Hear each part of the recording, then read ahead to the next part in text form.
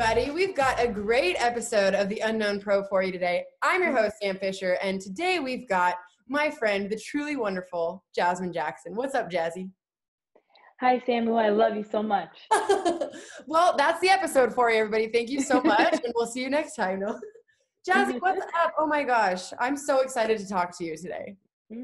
I'm excited. I'm so thankful, so honored to be on The Unknown Pro. This is something that I listen to, something that everybody should be listening to, and I'm really excited to hear what we got today.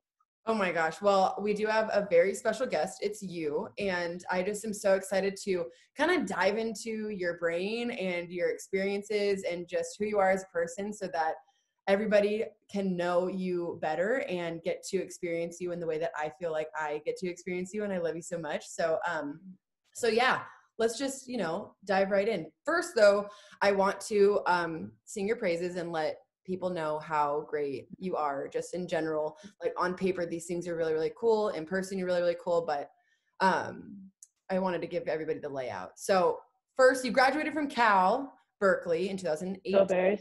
Go Bears. Obviously, a very smart school. So you were two-time All Pac-12 second team, and you made first team All Pac-12. You were on the All Freshman team for the Pac-12. In 2015, you were a top 10 finalist for Freshman of the Year, which is really, really cool. You were on Team USA, the junior team in 2015, and then you were on the big team from 2016 to 2019, where, you kind of won a couple of important medals and stuff, whatever, right?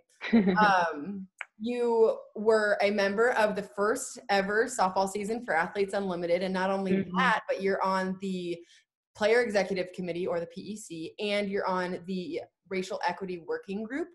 And my favorite stat is that you hit the first ever Grand Slam in Athletes Unlimited history. So, you know what? I had to follow up the first ever home run by Sam Fisher.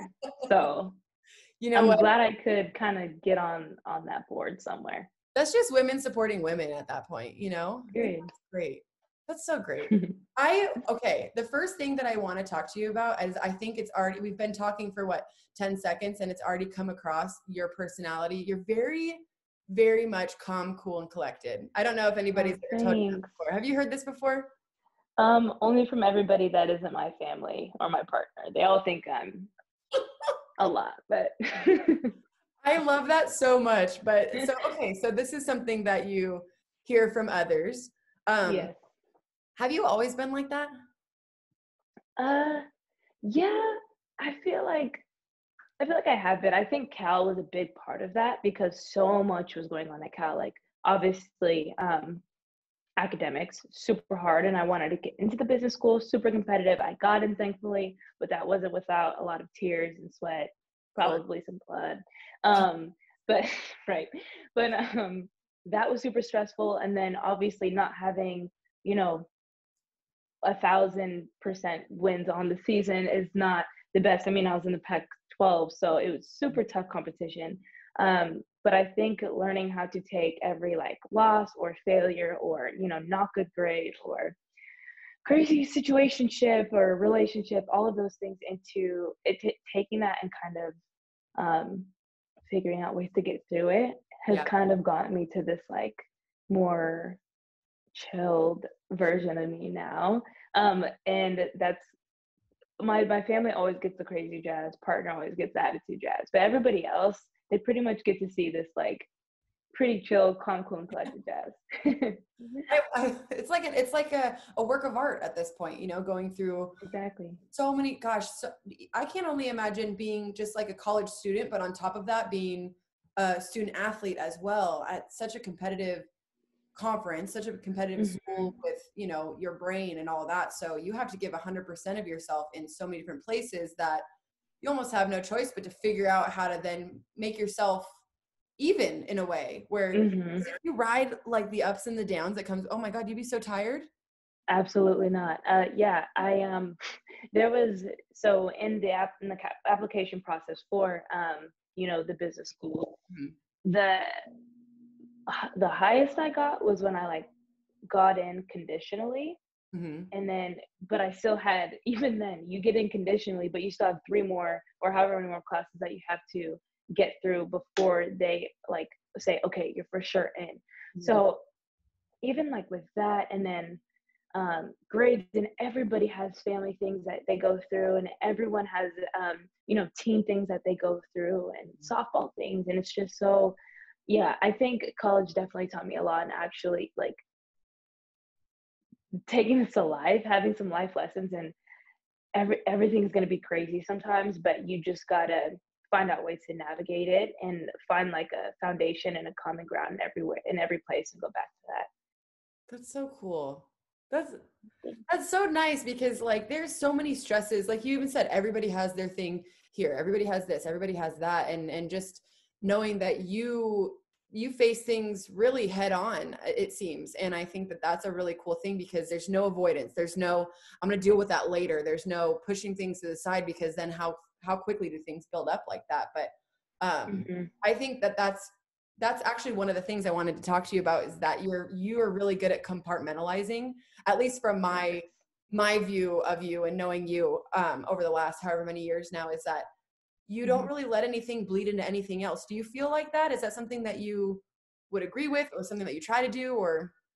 Something that I would agree with, but something that takes a lot of effort, obviously. So, you know, there's things that you have to like not let bleed into just who you are as a person. Like, for example, just performance. Like me, like not performing my tip like the best, and then like not letting that like kind of affect the whole rest of my life. That's a really tough thing as an athlete. Is like, okay, I'm a professional softball player, right? So then automatically I'm telling everybody in the world that my performance is important. Yeah. But there's so much more to me than that. And there's so much more to people than just their occupation. So I think that, I mean, even in terms of, things that are going on in the world with COVID or the election or racism or gender inequality, just all of these things are, they can, there's ways I can speak out about these different things in different areas of my life. But if I let, if I honestly really let the fact that there is no money for us right now, or that gender inequality is so freaking massive, if I let that like get into, well, I'm gonna go play softball, but it's fun, but like it wouldn't, I wouldn't be I wouldn't be able to like play the game that I love in a truly loving way, in a really fun way. So yeah, like you said, it's really important to not let certain things bleed into others, for sure. Yeah, I think that's cool. And it's probably, important in a sense of keeping your sanity. Cause it like, oh, well, yeah. Oh my God. Yeah, If you we sit all back, know. if you sit back and you think of all the crazy things in any realm of whatever it could be, like all those things that you mentioned, you'd be like, there'd be no time to sleep at night because you're like, well, Hmm. I have to do this, I have to do that, I have to think about this, and I have to feel things about that because I think that's one thing that is important to know about all those things that you mentioned is that you feel it's Hmm. not just things you talk about, it's things that you're feeling, like Hmm. affecting certain people personally, affecting, a certain type of person, a certain this, a certain that. It's like affecting you and your life and, how you live your every day. So that takes a Hmm. toll on you in itself. And Hmm. I realize that we haven't talked anything about softball yet, but that's like, Sorry, my no, bad. no, it's me. That happens to me a lot. Even no, I know that's one of the things that I wanted mostly to talk about is you as you, because you're such a special person in so many different ways. You're I'm just saying you're really cool. And one of the things is the way that you handle things. I just really admire it because like what we've already said is that you take things head on, and that can be scary for a lot of people, especially a lot of people who have so much on their shoulders already. Like you said, you're a Hmm. professional athlete, so you're already like, okay, like I told everybody I'm really really good, and I have to go So and now be I really really good. Yeah, whoops, exactly. So My bad. yeah, don't take it too much, too much to heart, but Yeah. I think that's really admirable. And the other thing that I really wanted to talk about before we get into softball talk, because that's obviously going to be on the agenda, um, is that you are somebody who's really, really cool. and you treat everybody that you meet in a way that's respectful and in a way that you like, I think about, I go back to high school where you think of like the popular kids, and there were the popular kids that treated the nerdy kids or like the not so cool kids not very nicely because they were super popular and super cool. And then there was always that one like really popular, really cool person that was nice to everybody. And that's why they were super popular and cool, is because they were just the ones who were like, yeah, come over to my house, hang out, no matter what group you're with, no matter what your background is. And that I think of you, because I think you have a way of treating every person the way that they deserve to be treated, no matter if they're the coolest person at school or if they have no other friends and like pick their nose in the corner of class. You know, you're very nice and you're very open and warm to people. And Thanks. oh, you're welcome. I don't even know if there was a question in that. I think I just wanted to, like, You're so sweet. a long time to compliment you. Oh, thanks. But it's really special. And I think I mean, I know so many people that know you, and I've not ever heard one person be like, oh yeah, Jazz, like she's whatever. Wow. I That's know amazing. it's Just, all you need to talk to my mom. You need to talk to my mom. Just kidding. She's actually next. I'm going to interview her next. So give me the real details on Jazmyn. She would really give it to you. So let's not go there. I love it.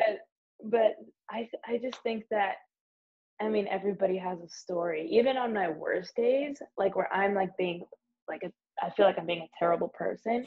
I'm not being a terrible person because like I'm actually a terrible person. I really am just like really upset about something, or like something is really bothering me. So I like to think that there's when people are going through something, sometimes it shows on the outside, and that's not necessarily because they want to hurt anybody or they are actually bad people.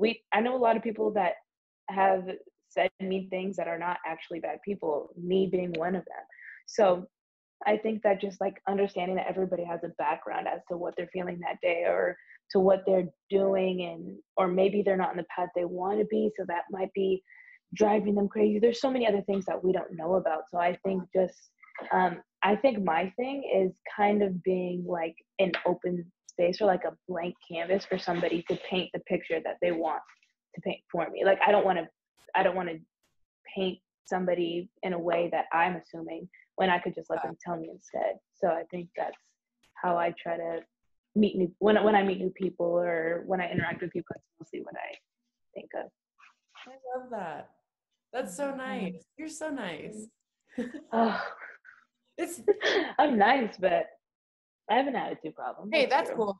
I actually, you know what's so funny is I read this such a long time ago, and I remember sending it to my mom because it was like, parents are so real in that they will talk crap to your face and then talk nice behind your back. Like my mom would be like, weird. what? You can't even fold your bed before noon? Like what? Fold your bed? Make your bed before noon? And then go behind my back. Like, I'm so proud of her just for everything. Dude. I'm like, what? Exactly. No, like my mom will be like, don't do that thing that you do, like when you public speak. And I'm like, okay, but then we'll go on LinkedIn and endorse public speaking on my skills. So it's like, what's going on? You're like, are you fake or are you real, Mom? Like, what? Exactly. I love that. Yeah, you know, if you want real, because like in real life, people are nice to your face and then say the mean things behind your back. Mm-hmm. The parents who are like, parents flipped. So funny. Oh, exactly. God. So obviously you being the type of person you are, it bleeds into the type of teammate that you are, the type of softball player that you are. Number one, very calm, cool, collected. In the box, you're terrifying because I'm like, I don't know what she's gonna do. She's like, wow. Yeah, she's just in there. I'm probably terrified too. Like, do they know I'm gonna bunt?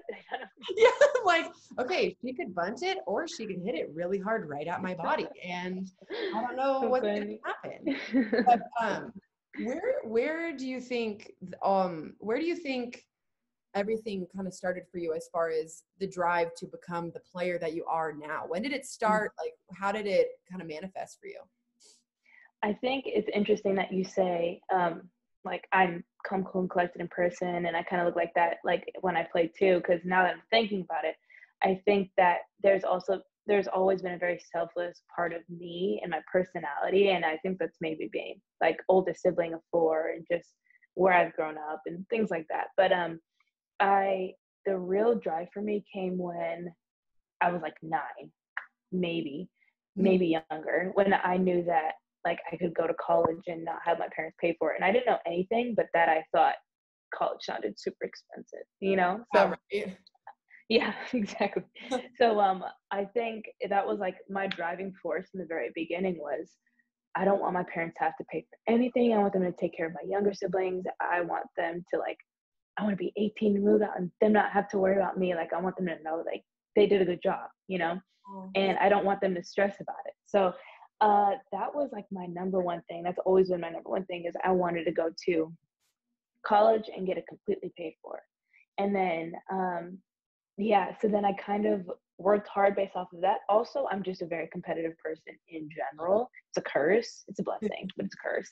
Um, and I love learning, and I think being competitive and learning go hand in hand because you can't be competitive and like be stagnant. You know, like if you want to be the best, you have to get better. You have to work to be the best. So um, I think what I said with wanting to go to college and having it paid for, along with like my competitive nature, really forced me to like learn the game on different levels. And, you know, I'm not necessarily an Amanda Chittister and can just hit bombs like that, but I can do, but right, but I'm fast and I can do different things and I can like really like foster my strengths and Yeah. be and not be anybody else but be the best like Jazmyn Jackson. You know what I mean? So Yeah. I think and you know with being on Team USA and obviously you know having to go through that whole process and the emotional thing and the mental thing with the Oh, yeah. whole thing,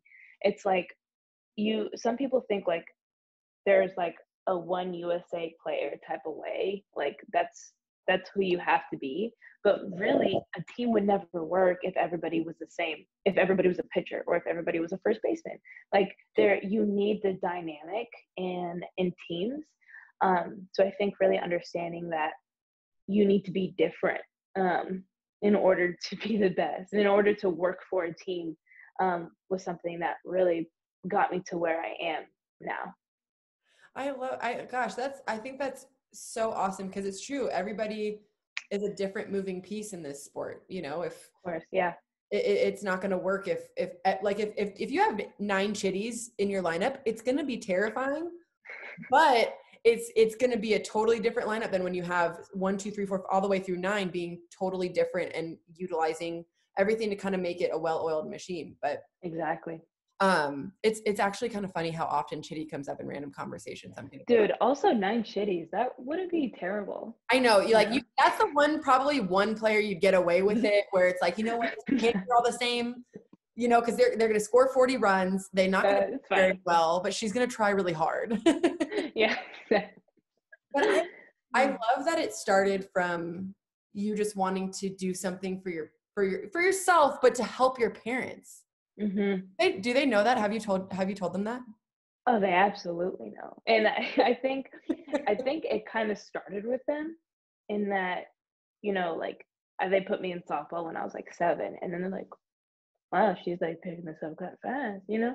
And then I obviously loved it because you know, you feel good doing something that you're good at, and you know, you don't realize that you like it because you're good at it when you're young. But um, I had a lot of encouragement from my parents, and they wanted me to stick with it. And honestly, they know because I've always been that kind of kid. I've always been like a good kid and like trying to do like my best for them or whatever. But I think it was super important in middle school when I was like, I don't want to do this anymore. Can't sleep over at my friends' places. Like I can't do all of these fun things. Can't go to the lake on the weekend.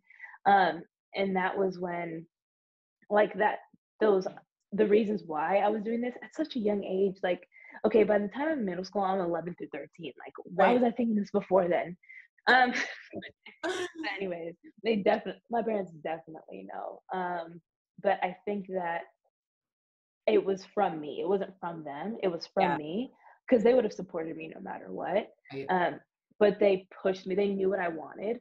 So once my dad always tells a story about how when I was 10, we had like a really big conversation about like, you're gonna need to want it more than me. And I was like, so they really like pushed me because they knew that's what I wanted. Yeah. Yeah. I think that is such a key, I think, especially with parents, with coaches, whatever it is pushing you because they knew what you wanted. It wasn't because Mm-hmm. it's what they wanted. It was because they saw something in you. You probably had conversations about it, like how cool would it be to play and continue playing and whatever those Mm-hmm. conversations probably look like. But being able to push you and support you through things that you decided that you wanted. And Mm-hmm. you look how far you've been able to go because of that. Mm-hmm. And knowing yourself, knowing what you maybe needed in order to be pushed in order to kind of achieve those things. But I think that's really cool. And I think that that's such a full circle kind of thing, because like you said, like it's selfless, and you are being a good teammate comes with a certain level of being Yeah, selfless. It really does. absolutely. Wanting the best for those around you, even if you might not be doing the best or whatever it is. Mm-hmm. So Mm-hmm. I think that's so cool. And I think that kind of leads a little bit into talking about Athletes Unlimited, in that we're both members of the PEC, where we get to make, Mm-hmm. talk about, have these discussions, make some decisions for the league, for the players, which Mm-hmm. comes with a sense of thinking about others before you really think about yourself in that way, Sure. about the group. But one thing I think that's really cool about you is that you're not only on the PEC, but you're with the Racial Equity Working Group. And I think that you guys put on so many great things for us while we were in season. But what has that been like? What was it like kind of forming that group? And what are the ins and outs that you guys really talk about when it comes to the topics, but also maintaining being that professional softball player? Like, how does that work together? Mm-hmm. Yeah, so I was actually on a call with them this morning, and we kind of went over with volleyball and lacrosse and some new members of the Racial Equity Working Group why we wanted to be a part of this. And I was kind of thinking back as to why I joined, because I'm thinking like, oh, this is a lot. Like, I don't Yeah. know, it's hard enough, like being Black sometimes and having to deal with this, and like my brothers and my dad and my sister and my mom, like having to deal with everything. But Mm-hmm. then like now having to talk about, like, I don't know if I really want to talk about it, right? Yeah.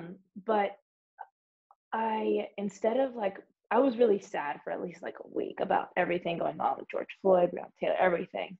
But then I was like, no, like I have to be constructive with an outlet. I need a constructive outlet for this. And I do want to make change. And that is like one of the main things in my life that I want to do, is make as for a lot of people, is make the world a better place, and using my strengths to do that. So I think that with the Racial Equity Working Group and the PEC, being on both of those, I felt like I had some kind of superpower, because like I could figure out what we needed with the Racial Equity Working Group and then bring it to the PEC without having to go through like a whole bunch of steps, but be able to work with both of those groups directly and be that link, I think was super awesome and super effective in a way. By being able to bring those groups a little bit closer together. Mm-hmm. And but during Athletes Unlimited, playing and then also running these Friday Night Lights, which is, just for the podcast, was a series event that me, Alicia Costio, and Erica Piancaselli were part of the Racial Equity Working Group. We put together for every Friday night while we were at Athletes Unlimited to talk about different topics that are important to the world right now. But anyways, doing that and playing softball was kind of really tough. And I was kind of upset that I felt like I wasn't being the absolute best I could be, like on the field. But I also knew that I couldn't put it all on, doing other things at AU, because of COVID. Before we got there, I couldn't train the way I would normally train if I was getting ready for a season. So I X'd that out, and I wasn't going to let myself dwell on that. Yeah. But it was a lot to juggle, I'm not going to lie, because it's like I want to make sure I'm providing like an experience and a safe space, and I don't just a place where my fellow athletes can, or my fellow women can talk about what they want to talk about and what rests heavy on their heart. um, so I think it was I felt like two different people sometimes. Like, okay, I'm Yeah. on the racial equity working group and I have like 3 games this weekend, but it was also it was really nice that I did have the racial equity working group, because I'm like, okay, I don't have to dwell on it. I don't have to practice today. I could just work on Friday Night Lights, like I don't have to I got those two different outlets, I would say. So that was cool. Yeah. And I mean, thinking about obviously COVID with the restrictions and stuff where we only had certain amount of activities to do or that we could do or whatever. Mm-hmm. But Friday Night Lights, we had out of 57 girls, women that we had playing, we had at least half of that at every Friday Night Lights. Mm-hmm. And that, even if there was other things going on or whatever it is, like that's so many people that came every single time to all these different topics. And I think that the three of you, it was really cool because you guys made it comfortable to talk about things that are uncomfortable. Mm-hmm. And I think naturally being in that position for you, how it was probably tough, it was heavy, it was a lot to think about, but you're naturally, just because of the way that you're naturally a leader. And I think that being a leader comes with responsibility. And that, I think you handled it so well of being able to put on these things with Lily and Stelly, being able to put these Friday Night Lights on and to just talk about things that like they were going on, bringing attention to things, educate, like, giving us books that we can go buy and read and movies to watch and all these different things. I think it's cool because I think that you really handled the responsibility in such a strong way, and made people like, well, shoot, like season's over. That means Friday Night Lights is over. Like, what are we gonna do now on Friday? Oh, so sweet. So I think that with anything comes balance. And I love what you said about, that, because that you said that you were really sad, and I can only imagine those feelings at the beginning of not the beginning, but this year, especially, all those things being so heavy, and that you decided to go with action. And I think that's something that's really cool in being an activist, but also you can relate it to, number one, being a woman, because there's so many things all the time, right, to deal with as being a woman, dealing with being Black, dealing with all these different things going on, but then translating it into also being a freaking softball player. Like, there all these things, and it's like you have to go out there and you have to perform. You got to get those win points. So Dude, win points, man. So all the win, watching the World Series, and I'm sitting here like, okay, win this inning, you guys. Exactly. Come on, just this one inning. Just win this one. Why are you leaving runners on base? Yeah, it's a given. Those are points right there. But I think that, I think regardless of whether it's something huge going on in the world or something huge going on in your own personal life, whether you're in a slump or going through a breakup or, getting bad grade, whatever it could look like, and not letting that get, not in the way, but not preventing you from still getting on the field and performing. Do you think that you set things aside when you step on the field, or do you think that the things that are making you maybe sad or upset or these types of things that we're talking about, does it add to your fuel on the field, or how does that kind of work for you? Personally, I have to set them aside. I absolutely have to. Yeah, absolutely, because my teammates deserve the best me and the happiest me and all of these things. I got in like a little tiff with my partner, probably about something stupid, like right before I think one of the games or during warmups or something. Not during, I think training room or something like that.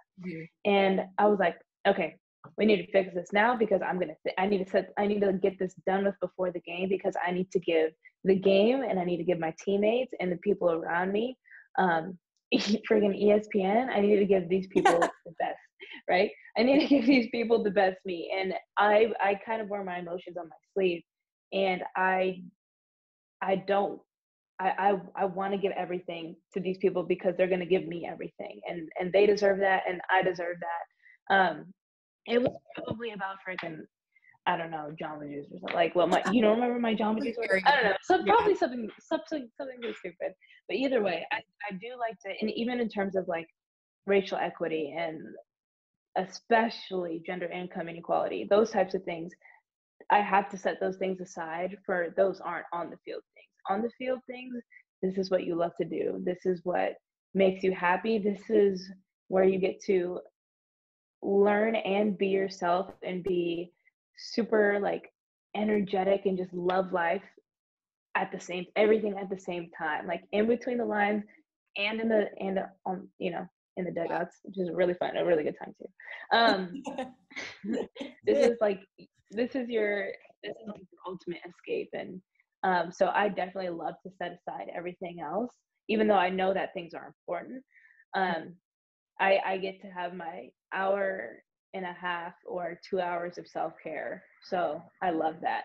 I feel like I'd coined that as self-care for myself, is being able to let myself fully commit to those things. Oh my gosh. Did you see my eyebrows almost went up to my hair? That I've never heard it put that way before. Is that your game or whatever it is, that's self-care. Oh my God. Dude. I don't know how to go on with my day now after this.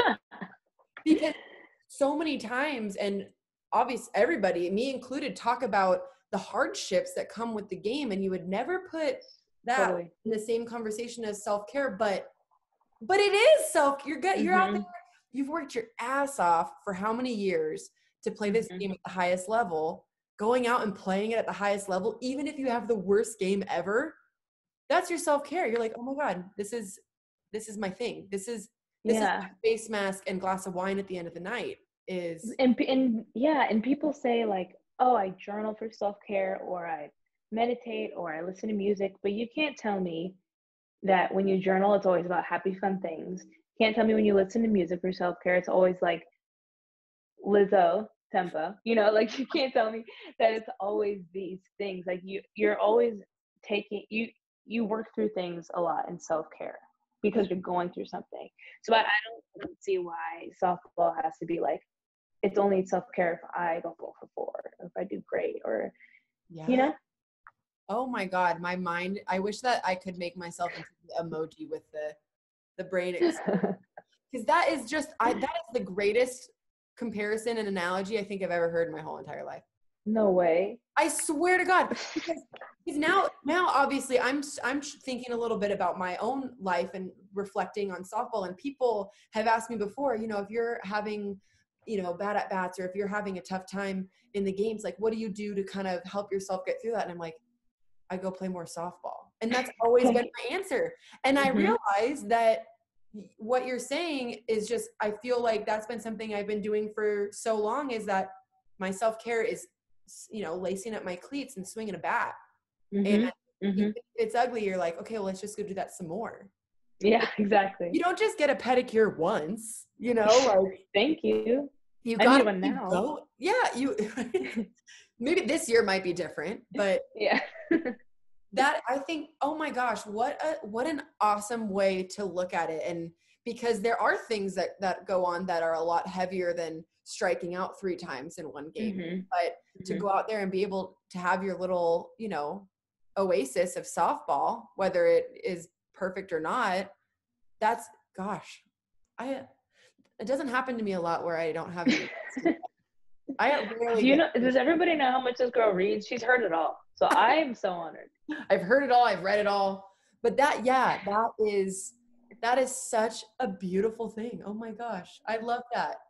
And people talking, like, and I've said this too, a lot of people say this is, softball being what you do and not who you are. And that, I think, using it in a way that can add to who you are, like that, I think think about it. On the field, you are energetic, you're confident, you're supportive, why wouldn't I want to be that person off the field? Why wouldn't I want, softball Sam or softball Jazz to be grocery store Sam and movies? Exactly. You know what I mean? Like, oh my God, this is just the coolest thing. You're so great. You're great. No, get out of here. I feel like I'm going to be thinking about this for like the next 3 days. And my mom's coming to visit and be like, Mom, guess what Jazmyn said? But she's not going to understand because she's 0% competitive. So she'd be like, I don't get it. I thought self-care was like wine, you know? I mean, it is too. But yes, yeah, you can have the wine after the softball. Spot on, Mom. Yeah. Wow. I love that way of putting it because it really creates a more positive view of it when you could look at it as like, oh crap, like I've been hitting like absolute dog poop and almost not looking forward to going out and doing the thing that you've been working on doing for so long. I mean, you said what you said, you were signed up for softball around 7 and now you're 24. Yep. That's so many years of dedication. It's been a long time. Has there ever been a point that you've wanted to change directions and not do softball or has it always been just like, we're doing softball? Definitely in middle school when I was like, you said that before. Yeah. Yes. Yeah. In middle school when I was like, I can't have any friends, sucks. And then, I also went to Cal. A big reason I went to Cal was because I wanted to go straight into the workforce after I graduated. So that's why I went to Cal. Yeah. Was not planning. It's like, I say I wasn't planning on winning any national championships, but like when you're there, it's like, we're winning the netting. Right. Let's go. So like, I was realistic with myself prior to, but a little less realistic in the moment. Right. But I thought I wanted to go straight into the workforce right after I graduated. Didn't want to play at all. I was going to be done. But then I ended up being on the junior team and then the national teams while I was there. So it kind of got me into this pro world. Well, not being pro yet. Right. And then once I made the team 2 years after I graduated, I had to keep playing. And then I was put into the softball world. And I was like, I know I don't want to do this, but like I'm doing it. So how do I kind of combine the two things that I love? Like I love problem solving and figuring things out. And what softball is going through is a huge problem. Like we are not making the money we're supposed to be making. Right. We are not giving the opportunities we should be given. So I'm like, boom, now I'm stuck doing both. And I'm happy that I'm stuck doing both because I think without the path that I went on with softball, I would have left softball at a place it shouldn't be left. So now I'm really excited that I've been able to kind of combine the two. And I'm starting my journey a little bit with being part of the PEC and the Racial Equity Working Group. And hopefully with this little, it felt like an internship, but with these groups that I've been a part of, I can now take this side of the administration side and then the softball side, understanding both on very high levels, and then putting that into something great later. So, yeah. Oh, you're number one, you're going to do great things, whatever it is that you decide to do. And me too, girl. Oh, get out of here. But I love this podcast. It's so much fun. But this is my most mind-blown moment. I've never had a moment like this, at least on film. But I think that's so like maybe unexpected of where you're at right now with your initial plans. But like you said, think of everything that you've probably learned just in this year of maybe now kind of molding what you want to do post retirement, post playing, knowing all the things you know now that if you would have just gotten a job after college, you like you said, you wouldn't know, and being in all these facets with Athletes Unlimited and knowing really seeing in action what you can do. Yeah, for sure. While still playing softball, without having to leave softball behind. Look at everything that you've been able to do and think about it. When did you join the PEC? Was it June, July time frame? I think it was July or very late June. I think it was July. I don't know. And right now it's October. Like that's not a lot of time to make such waves that you've been able to do to be a part of the things like that. When you really think about it in the grand scheme of things, when you get a job and you start, making moves and stuff, it's like 3 months. That's it. 4 months. That doesn't happen. So I think that that's so cool. All the things that you've been able to do while also hitting the first Grand Slam ever in Athletes Unlimited. Dude, didn't even know I did it. That was, and I can't believe it because obviously I was witnessing it and I was like, that was 100% a no doubter off the bat. That ball was out of the park. Like I saw the ball like out, like, oh, that's out by the time I was at second base. So I was doing way too much. Like, I really got to run this one out. She might catch it. Oh, you are, I feel like this has just been an episode of me complimenting you, which was my plan. It was my plan. No. I need to start my own podcast so I can just have this for you. Oh my God, I would listen to your podcast every single day because I love listening to you talk. And I think you have so many good things to say and so much to offer to every human. The more unknown, bro. Listen, we sure are all unknown, I'll tell you that. It just, you get used to it. You could go to the grocery store and no one bothers you because nobody knows that you're a professional athlete. And it's I think you just dress like one. Like, what are for fun? My jeans are from Costco. That's how much of unknown pro that I am. But even, I'm sure you've had this too, where you have had this when you're working out and there was a team watching and you probably thought you were silly. And like, I will straight up tell kids like, yeah, I play professional softball. And they're like, all right. I'm like, oh, I guess that's not impressive. Okay, I'm going to go put like my, posters away of pro players from years past. It's fine. Everything's fine. That's so funny. That's the life that we lead. So funny. I'm so grateful that we were able to have this conversation. I think that every word out of your mouth is important. And I mean, no pressure or anything. I don't, that could be a lot of pressure. It's like everything you say weighs a lot for me. Okay. I like to organize and plan. Oh gosh. I just throw something random out there. And that is important to me. I'll tell you that. It inspires me with my planner organization. Like post your planner and tag it. Subscribe and look at the planner. Yes, your writing is a lot cuter than mine, but that's okay because you're like it just goes with the territory. But I'm so thankful that we had this conversation, but I'm also really thankful that I have you in my life as somebody that I feel like I can talk to about anything and even the hard stuff, no matter what kind of hard stuff it is. I think that that's such an important piece of Jazmyn Jackson is that like you are so open, talk about open door policy. I think that I just feel like you're somebody that I can talk to no matter what the topic, what the weight of it, whether it's related to either of us personally or not. Like you're somebody that you're just a walking safe space. And I always got your back, Samuel. I swear. I always got your back, whatever that means, and I'm so glad that you shared everything with me today and let me probe you for your answers. But thank you. You're so great. You're great. These are the vibes we need to take into the future. It's just, you're great. No, you're great. Dude, 2020, this is where we're at. We need to roll some good vibes into 2021.